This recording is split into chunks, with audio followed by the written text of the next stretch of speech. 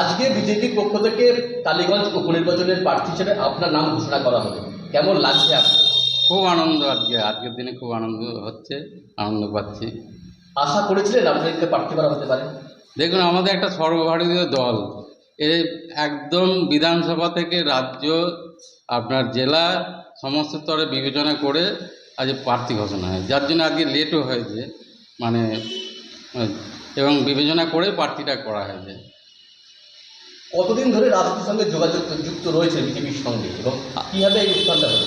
আমার জ্ঞানও তো আমি বিজেপি করেছি, একদম ছোট থেকে আমি পতাকা দেয়ালে ছাড়তাম এবং লাগাতাম, এবং 2008 সাল থেকে আমি এই 4 বারের পরপর মেম্বার হয়েছি দেবগ্রাম গ্রাম পঞ্চায়েতের, কোথাকার মেম্বার? দেবগ্রাম গ্রাম পঞ্চায়েত, এবং কালীগঞ্জ বিধানসভার আমি কনভেনার আছি। আর 1992 সালে বেলডাঙ্গা কলেজে আমি এবিপি থেকে দাঁড়িয়েছিলাম একবার নমিনেশনে, কিন্তু আমাদের বিভিন্ন রাজনৈতিক দলের চাপে আমাকে উদ্ধ করতে হয়েছিল। আপনি পড়াশুনো কতদূর কী করেছেন? আমি হায়ার সেকেন্ডারি পাস। কী করেন, পেশা কি এখন আপনি? ব্যবসা, কিসের ব্যবসা? ছোটোখাটো আমি ওই ভুসিমালের ব্যবসায়। এই যে তৃণমূলের প্রার্থী ঘোষণা করা হয়ে গেছে অনেকদিন আগে, যেদিনকে ভোট ঘোষণা হয়েছে তার পরের দিনই প্রার্থী ঘোষণা করা হয়েছে এবং তিনি ইতিমধ্যে প্রচারও শুরু করে দিয়েছেন।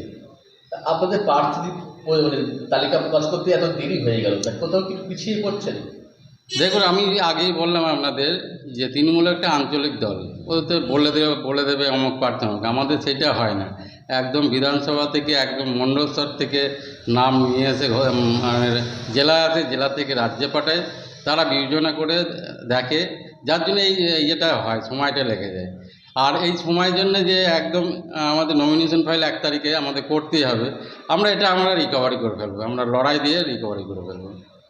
কালীগঞ্জের সংখ্যালঘু অধ্যুষিত এলাকা, সে জায়গায় বিজেপি প্রার্থী হিসাবে জয়ের ব্যাপারে কতটা আশাবাদী? দেখুন, আমরা লড়াই করব, যে সংখ্যালঘু অধ্যুষিত বলে আমরা লড়াই করব। আমরা আশা করি আমাদের সনাতনী ভোট আমাদের দিকেই থাকবে এবং লড়াই করব, লড়াই করে আমরা জয়লাভও করব। মানে মূল প্রতিদ্বন্দ্বী কাকে ভাবছেন?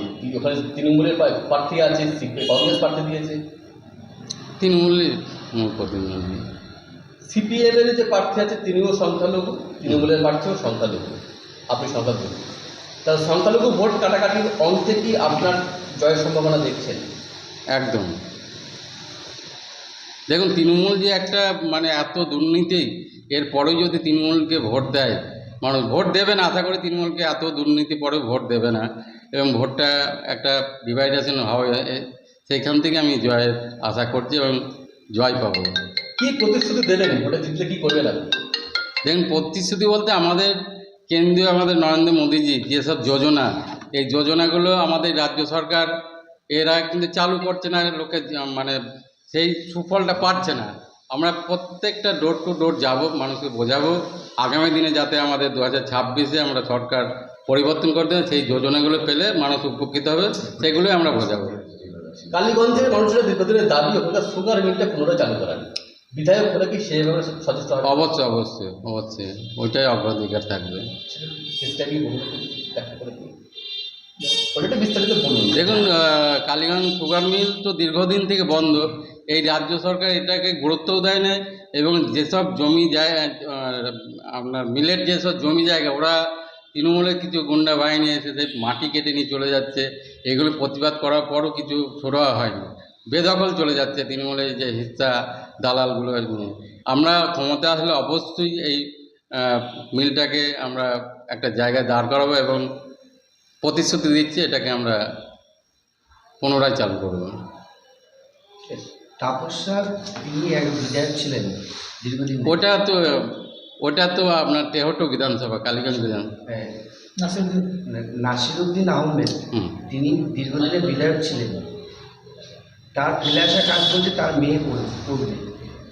তাহলে এত বছরে যেই কাজগুলো রয়েছে আগামী মানে এলাকায়, সেইগুলো কীভাবে আপনারা দেখেছেন করতে? দেখুন, কালীগঞ্জ বিধানসভায় সেই ধরনের কোনো কাজই হয়নি, আমাদের তো কোনো কাজ হয়নি।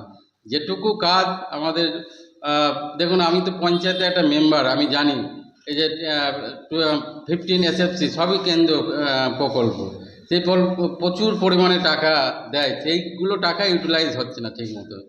হ্যাঁ, তা কোনো কাজই তৃণমূলে আমি তো চোখে দেখছি না কী কাজ হয়েছে। ওই আমরা ক্ষমতায় আসব এবং আমরা নরেন্দ্র মোদীর যেসব যোজনা, সেই যোজনাগুলো চালু করব, লোকে সুফল পাবে মানুষ। जिंदाबाद जिंदाबाद जिंदाबाद बीजेपी जिंदाबाद जिंदाबाद जिंदाबाद आशीष घोष जिंदाबाद जिंदाबाद जिंदाबाद जिंदाबाद बीजेपी जिंदाबाद जिंदाबाद जिंदाबाद बीजेपी जिंदाबाद जिंदाबाद जिंदाबाद बीजेपी आशीष घोष जिंदाबाद जिंदाबाद जिंदाबाद